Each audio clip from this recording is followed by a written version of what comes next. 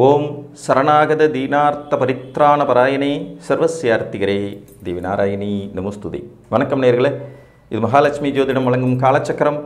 உங்கள் அன்பு ஜோதிடர் ஸ்ரீராம்ஜி பேசுகிறேன். அனைவரும் நலமுடன் இருக்கிறீர்களா? நன்றாகத்தான் இருப்பீர்கள், நன்றாக இருக்க வேண்டும். இன்றைய காணொளியில் நாம் காண இருப்பது லக்ன சந்தி ஓர் புரிதல். இதன் தலைப்பு. எல்லாருமே ஏதாவது ஒரு லக்னத்தில் தான் பிறந்திருப்போம். 12 லக்னங்கள், மேஷம் முதல் மீனம் வரைக்கும். இதில் யாருக்கும் விதிவிலக்கே இல்லை. எனக்கு எந்த லக்னமே இல்லை சார்னு யாரும் சொல்ல முடியாது. எல்லாருமே ஏதோ ஒரு லக்னத்தில் பிறந்திருப்போம். லக்னம் என்பது ஒரு வீடு, அதுதான் உங்களுடைய முதலாவது வீடு. இந்த லக்னம்ங்கிறதுல எல்லாருமே ஒரு மாதிரி சென்டர் ஆஃப் பாயிண்டில் பிறந்திருப்பாங்களான்னு கேட்டால் கிட்டத்தட்ட 70% பேர் சென்டர் ஆஃப் பாயிண்டில் தான் பிறந்திருப்பாங்க லக்னத்தில். அந்த லக்னத்தினுடைய மிடில் பகுதி அப்படின்னு சொல்லக்கூடியதில் தான் பிறந்திருப்பாங்க. ஒரு லக்னத்தினுடைய மிடில் பகுதி அப்படிங்கிறது 5 டிகிரிக்கு மேலே ஆரம்பித்து 25 டிகிரி வரைக்கும் இருக்கும். மொத்தம் 30 டிகிரி ஒரு லக்னம். இதில் இந்த பக்கம் 5 டிகிரி, அந்த பக்கம் 5 டிகிரி, கடைசியில் பறக்கிறாங்க பார்த்தீங்களா? இதுக்கு பேர் தான் லக்ன சந்தின்னு சொல்லுவோம். ஒரு உதாரணமாக, இப்போ நீங்கள் ரிஷப லக்னம்னு வச்சுக்குவோம். ரிஷப லக்னத்தினுடைய ஆரம்பம் கார்த்திகை நட்சத்திரம் 2ஆம் பாதத்தில் ஆரம்பிக்கும்.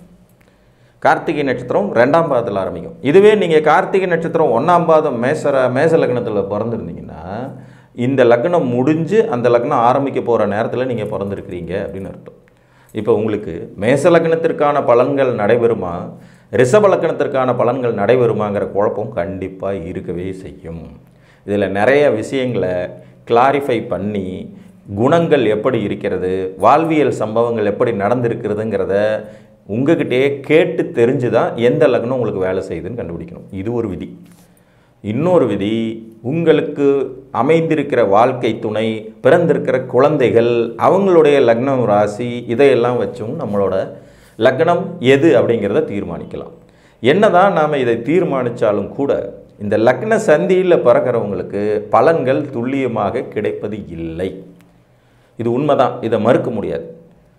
ஒரு விடியற்காலை நேரத்தையும் ஒரு அந்தி பொழுதையும் சூரியனுடைய உதயம் மற்றும் அஸ்தமனம் அப்படின்னு கணக்கு எடுத்துக்கிட்டாலும் பட்டப்பகலில் சூரியனுடைய ஒளி இருக்கிற அளவுக்கு இந்த 2 நேரத்துலையும் இருக்குமான்னு கேட்டால் இல்லை. ஆனால் சூரியன் அப்பவும் இருக்கத்தான் செய்கிறார். அதே மாதிரி தான் லக்ன சந்திங்கிறதும். ஒரு லக்னத்தின் ஆரம்ப முனையிலும் அல்லது அந்த லக்னத்தின் முடிவு பகுதியிலும் பிறந்தவங்களுக்கு அந்த லக்னத்தினுடைய குணம் முழுமையாக கிடைக்க பெறுமான்னு கேட்டால் கிடைக்காது. காரணம், அந்த கிரகங்கள், அந்த லக்னத்தின் தன்மை அடுத்த லக்னத்தை நோக்கி நகர்ந்து கொண்டே இருப்பதனால் ஏற்படுற குழப்பம். அதுக்காக உடனே பக்கத்து லக்னத்தை எடுத்து பலன் சொல்லிடலாமா சார்னா அதுவும் முடியாது. இது ஒரு 2 கட்டான் நிலை தான். இப்படியும் அல்லாமல் அப்படியும் அல்லாமல் இருக்கக்கூடியது. இந்த மாதிரியான பிறப்பு அமைப்புகள் நிறைய பேருக்கு இருக்கும். நான் என்ன லக்னம்னே தெரியல சார், ஒரு சாஃப்ட்வேரில் போட்டால் வாக்கிய பஞ்சாங்கப்படி ஜாதகம் போட்டால் என்னைய மேச லக்னம்னு சொல்கிறாங்க, திருக்கணித பஞ்சாங்கப்படி ஜாதகம் போட்டுட்டு ரிஷப லக்னம்னு சொல்கிறாங்க. கிரகங்களே இங்கேருந்து அங்கே மாறி இருக்கிற மாதிரி இருக்குது. கிரக சந்திகளும் இதே மாதிரி வரும். ஒரு கிரகம் அந்த நட்சத்திர பாதத்துடைய கடைசி பகுதியில் போய்கிட்டு இருக்கும்போது அடுத்த நட்சத்திரத்துக்குள்ளே நுழையிறதுக்கான வாய்ப்புகளில் சில சாஃப்ட்வேரில் போட்டோம்னா இங்கே இருக்கும், இன்னொரு சில சாஃப்ட்வேரில் போட்டோம்னா அடுத்த கட்டத்துக்கு நகரும். இந்த குழப்பங்களும் நிறையா இருக்கும். உத்திராட நட்சத்திரத்தில் 1ஆம் பாதம் பார்த்திங்கன்னா தனுசு வீட்டில் வரும், 2ஆம் பாதம் மகர வீட்டில் வரும். ஜாதகம் எழுதிட்டு கொடுக்குறவங்களே பார்த்திங்கன்னா வாக்கிய பஞ்சாங்கப்படி போட்டு மகரம் அப்படின்னு எழுதிடுவாங்க. திருக்கணிதத்தில் போடும்போது தனுசுன்னு வரும். அவங்க ஒத்துக்கவே மாட்டாங்க. என்ன சார், நாங்கள் எத்தனை வருஷமாக மகர ராசின்னு பார்த்துட்ருக்கோம், நீங்கள் திடீர்னு வந்து தனுசு ராசின்னு சொன்னீங்கன்னா நாங்கள் எப்படி நம்புறது, எப்படி ஒத்துக்கிறது அப்படிங்கிற மாதிரி கன்ஃபியூஸ் ஆகிடும். ஸோ இந்த லக்ன சந்தி, ராசி சந்தி, கிரக சந்தியில் பிறக்கிறவங்களுடைய நிலை கொஞ்சம் திண்டாட்டம் தான். இதில் மாற்று கருத்து இல்லை. அனைத்தையும் துல்லியமாக மனிதன் அறிந்துவிடக்கூடாது என்கின்ற ஆண்டவனின் திருவிளையாடல் தான் இது மாதிரி ஒன்று. துல்லியமான லக்னத்தை கண்டுபிடிச்சி அதற்கான பலன்களை வழிவகுத்து அதுக்கு தகுந்தபடி வாழ்வியலை நடத்திக்கிட்டு போயிடுறதுங்கிற சாத்தியக்கூறுகளை ஒரு 30% பேருக்கு கடவுளே மறுக்கிறார். 100 பேர் பிறந்தால் அதில் ஒரு 30 பேருக்கு வந்து பார்த்திங்கன்னா இந்த மாதிரியான கான்செப்ட். ஒன்று லக்ன சந்தியில் பிறந்திருப்பாங்க, இல்லை ராசி சந்தியில் பிறந்திருப்பாங்க. ராசி சந்தியில் பிறக்கிறது இன்னொன்று இருக்கும். இப்போ புனர்பூச நட்சத்திரம் 3ஆம் பாதம் மிதுன ராசியில் ஒழுகும், புனர்பூச நட்சத்திரம் 4ஆம் பாதம் கடகராசியில் வரும். இவர் கடகராசியா மிதுன ராசியான்னு கன்ஃபியூஸ்லேயே இருந்துகிட்ருப்பார். ஒரு பஞ்சாங்கத்தில் போட்டோம்னா மிதுன ராசி வருது சார், அடுத்து போட்டோம்னா கடகராசி வருது சார் அப்படி. அப்போ இந்த குழப்பங்களும் இருக்கவே செய்யும். இதுக்கு தீர்வு தான் என்ன செய்ய முடியும் அப்படின்னு கேட்டிங்கன்னா, முக்கியமாக ஜாதகத்தின் உயிர் உறவுகளின் ஜாதகங்களின் அடிப்படையிலும் தான் இவங்களுக்கு பலன்களை தீர்மானிக்கவே முடியும். குழந்தை எந்த லக்னத்தில் பிறந்திருக்கு, என்ன ராசியில் பிறந்திருக்கு, அது உங்களுக்கு திரிகோண ராசியாக லக்னமாக வருதா, அப்போ இந்த லக்னம் கரெக்டு அப்படிங்கிற மாதிரி எடுக்கிறது. வாழ்க்கை துணை எப்படி அமைஞ்சிருக்கிறாங்கங்கிறத பொறுத்தது. இவருக்கு பூர்வீகம் ஆகுதா ஆகலையா, என்ன வேலை பார்க்குறாங்க, இந்த லக்னப்படி இந்த வேலை பார்ப்பது சரிதானா, அல்லது பக்கத்து லக்னத்தின் அடிப்படையில் அது வருகிறதா அப்படின்னு எல்லாம் பார்க்கணும். ஒரு உதாரணமாக பார்த்தீங்கன்னா, ஒருத்தர் தனுசு லக்ன ஜாதகர், 9ஆம் இடத்துல சூரியனும் புதனும், சூரிய திசை அவருக்கு அடுத்து வரப்போகுது. சூரிய மகா திசையில் பாக்கியாதிபதி 10 கூடையவரோடு சேர்ந்திருக்காரு. தர்மகர்மாதிபதியும் ஆகிய யோகம் ஆக்டிவேட் ஆக போது ரொம்ப அருமையாக இருக்கும்னு பலன் சொல்கிறோம். இவர் உத்திராட நட்சத்திரம் 1ஆம் பாதத்தில் லக்ன புள்ளி விழுந்திருக்கிறதா கணக்கு போட்டு வச்சுருக்காரு. கடைசியில் பார்த்திங்கன்னா இவருக்கு நடந்த பலன் நேர் ஆப்போசிட். அப்பாவுக்கும் மகனுக்கும் வெட்டு குத்து தகராறு, சொத்து பிரச்சனை, அப்பா மகனை நீ என் மகனே இல்லைன்னு எழுதி போலீஸ் ஸ்டேஷனில் கொடுத்த நிலை, இதெல்லாம் சூரிய திசையில் நடந்தது. அப்போ கணக்கு போட்டு பார்த்தா இவருக்கு தனுசு லக்னம் வேலையே செய்யலை, முழுக்க முழுக்க மகர லக்னம் வேலை செஞ்சிருக்கு. இப்போ மகர லக்னத்துக்கு தான் அந்த அட்டமாதிபதி திசையாக சூரிய திசை வரும். அட்டமாதிபதியோட திசையில் என்ன நடக்குங்கிறது நமக்கு தெரியும் இல்லைங்களா? அந்த மாதிரியான பாயிண்ட் தான். இந்த மாதிரியான குளறுபடிகள் எல்லாம் நிறையா.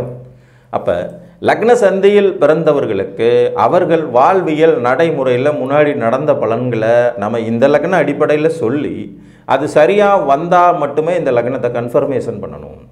ஒரு தனுசு லக்னத்துக்கு என்னென்ன நடக்கும், என்ன நடந்திருக்க வாய்ப்புகள் இருக்குது, இதெல்லாம் உங்களுக்கு நடந்துதான்னு கேட்டு கிளியர் பண்ணிக்காமல் நாம் இதுதான் உங்கள் லக்னம்னு தீர்மானிக்கவே முடியாது.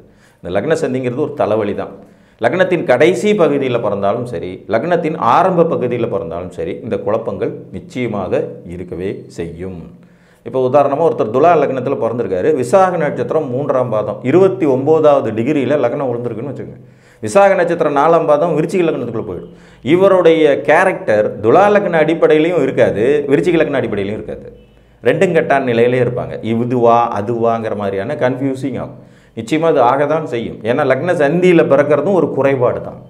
லக்ன சந்தியில் பிறக்கிறதும் குறைபாடு. சிலர்லாம் பார்த்திங்கன்னா மனிதர்கள் பிறக்கும்போதே உடல் குறையோடு பிறக்கிறது, உடல் நலிவோடு பிறக்கிறது, ஏதாவது ஒரு நோயை, பரம்பரை நோயை, டிசீஸ் அப்படியே ஃபாலோ பண்ணி கொண்டுட்டு வர்றது, இதெல்லாம் மாதிரி தான் இந்த லக்ன சந்திங்கிறதும். லக்ன சந்தி பிறப்பீடு அப்படிங்கும்போது குழப்பங்கள் வாழ்வியலில் நிகழவே செய்யும். மறுக்க முடியாது, மாற்றவும் முடியாது. அப்போ அதுக்கு ஒரே தீர்வு, உங்கள் லக்னாதிபதி, நீங்கள் ஏதோ ஒரு லக்னத்தில் பிறந்திருக்கீங்க, அது லக்ன சந்தியில் விழுந்துருது. இப்போ உதாரணமாக நீங்கள் துலா லக்னம் இதே வச்சுக்குவோம். துலா லக்னத்தில் பிறந்திருக்கீங்க, லக்ன சந்தியில் விழுகுது, லக்னம் முடிய போகிற நேரத்தில் பிறந்திருக்கீங்க. 28 டிகிரி 29 டிகிரி ஆயிடுச்சு, 30 டிகிரியில் விசாக நட்சத்திரம் 3ஆம் பாதம் கடைசி பகுதியில் பிறந்திருக்கீங்க. பட் உங்கள் லக்னாதிபதியான சுக்கிரன் பார்த்தீங்கன்னா, லக்னாதிபதியான சுக்கிரன் ரிஷப வீட்டில் சென்டர் பாயிண்டில் இருக்கார், ரோகிணி நட்சத்திரத்தில். அப்போ லக்ன சந்தியில் இருந்தாலும் லக்னாதிபதி வலுவாக சென்டர் பாயிண்டில் இருக்கிறதுனால இந்த லக்ன பலன் உங்களுக்கு முழுசாக வேலை செய்யும் அப்படின்னு கணக்கெடுக்கலாம். இப்போ இதில் இன்னொரு மாற்று கருத்தும் இருக்குது. லக்னம் சென்டர் பாயிண்டில் தான் விழுந்திருக்கு. ஒருத்தர் விருச்சிக லக்னத்தில் பிறந்திருக்காரு, அனுச நட்சத்திரம் 3ஆம் பாதத்தில் பிறந்திருக்காரு, சென்டர் ஆஃப் பாயிண்டில் லக்னம் விழுந்திருக்கு. ஆனால் இவருடைய லக்னாதிபதியான செவ்வாய் போய் கும்பத்தில் உட்காந்துட்ருக்காரு. கும்பத்தில் இருந்து புரட்டாதி நட்சத்திரம் 3ஆம் பாதத்தில் 29 டிகிரியில் முடிய போகிற இடத்துல உட்காந்துட்ருக்காரு. இப்போ லக்னாதிபதி கும்பத்தில் இருக்காரா அல்லது மீனத்துக்கு போயிட்டாராங்கிற குழப்பப்படியும் இவர் ஜாதகம் செயல்படும். ஸோ லக்னம் சென்டர் பாயிண்டில் இருக்கிற மாதிரியே லக்னாதிபதியும் இருக்கணும். எல்லா கிரகங்களுக்கும் இது பொருந்தும். ராசிநாதனுக்கு பொருந்தும், சந்திரனுக்கு பொருந்தும், மற்ற கிரகங்கள் செயல்திறனுக்கும் இது பொருந்தும். உதாரணமாக நல்ல வலுவான கோளாக கண்ணுக்கு முன்னாடி தெரியும் ஒரு கிரகம், நல்ல பவர்ஃபுல்லாக இருக்கிற மாதிரி இருக்கும். இப்போ குரு உச்சம் அப்படிங்கிற மாதிரி கடகத்தில் உட்காந்துட்டுருப்பார், அது விருச்சிக லக்னமாக இருக்கும். அடுத்தது குரு திசை தான் வரப்போகுது, 16 வருஷம் ராஜயோகம் சிறப்பாக இருக்குன்னு சொல்லலாம். 2-5 குடைவன் பாக்கிய ஸ்தானத்தில் வளர்த்துட்டாரு, எந்த பிரச்சனையும் இல்லைன்னு. ஆனால் அவர் போய் பார்த்திங்கன்னா ஆயில்ய நட்சத்திரம் 3ஆம் பாதத்தை முடித்து 4ஆம் பாதத்துக்கு போயிட்டுருப்பார். கடைசி கட்டத்தில், அதாவது உச்சங்கிற வலிமையை கிட்டத்தட்ட 90% இழந்து நட்புங்கிற வீட்டுக்குள்ளே நுழையிற ஸ்டேஜுக்கு குரு இருப்பார். இப்போ அந்த உச்சத்துக்கான பவரை ஜாதகர் எதிர்பார்ப்பார், ஆனால் அது கிடைக்கப்பெறாது. புரியுதுங்களா உங்களுக்கு? அப்போ ஒரு கிரகத்தின் பலனை தீர்மானிப்பதற்கு, ஒரு லக்னத்தின் பலனை தீர்மானிப்பதற்கு, ஒரு லக்னாதிபதியின் பலனை தீர்மானிப்பதற்கு அவர்கள் ஒரு வீட்டின் மையப்பகுதி என்று சொல்லக்கூடிய அந்த 5 டிகிரியிலிருந்து 25 டிகிரிக்குள்ளே இருக்கணும். இது ரொம்ப ரொம்ப ரொம்ப ரொம்ப இம்பார்ட்டன்ட். இதை தாண்டி அந்த கடைசியிலையோ இந்த கடைசியிலையோ இருந்தாங்கன்னா அது முழுமையான பலன்களை தருவதில் தடுமாறும். இது லக்னத்துக்கும் பொருந்தும், ராசிக்கும் பொருந்தும், லக்னாதிபதிக்கும் பொருந்தும், ப்ளஸ் மற்ற கிரகங்களுக்கும் பொருந்தும். சந்திரனே போய் 2 கட்டான நிலையில் நின்னார்னா அவருடைய அந்த ராசியின் வலுங்கிறது முழுமையாக கிடைக்கப்பெறாமல் போகும். நிறையா பார்த்திங்கன்னா கடகராசி அன்பர்கள் புனர்பூச நட்சத்திரம் 4ஆம் பாதத்தில் பிறந்து கடகராசியில் இருப்பாங்க. இவங்களுக்கெல்லாம் மிதுன ராசிக்கு அஷ்டம் சனி நடக்கும்போதே அந்த பலன்கள் நடக்கும்.